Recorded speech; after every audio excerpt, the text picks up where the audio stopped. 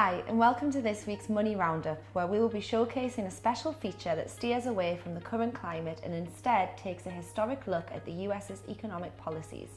In particular, we will focus on the connection between interest rates, inflation, and subsequent recessions. Since December 2015, the Federal Reserve has raised interest rates in 8 quarter-point moves. This carries implications for future economic growth, not just in the US but globally. Typically, the US interest rates act like a benchmark for other major economies. In view of the recent market events, we thought we would stand back from the market noise and look at what history can tell us. The purpose of interest rates are set to manage growth, maintain economic stability, and constrain inflation. In the 1970s and early 1980s, interest rates were ratcheted up to double figures against a backdrop of persistently high inflation.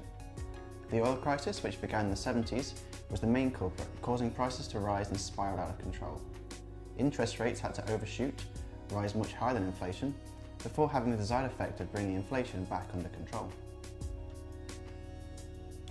At the other end of the scale, in the aftermath of the 2008-2009 financial crisis, interest rates were reduced to unprecedentedly low levels in an attempt to kickstart economic growth.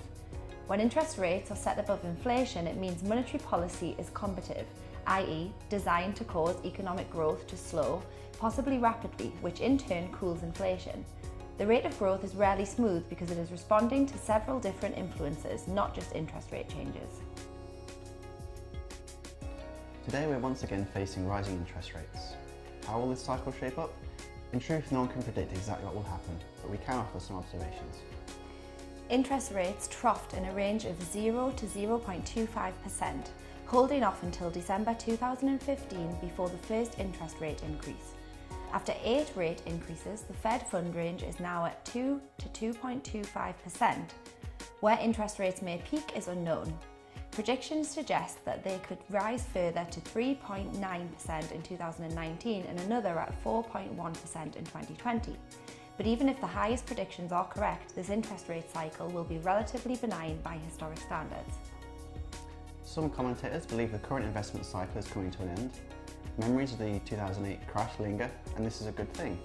Yes, debt levels are arguably too high, but the economy is most definitely not overheating, and inflation is neither too hot nor too cold. It seems reasonable to suggest that the current interest rate cycle will be quite boring in comparison to previous ones.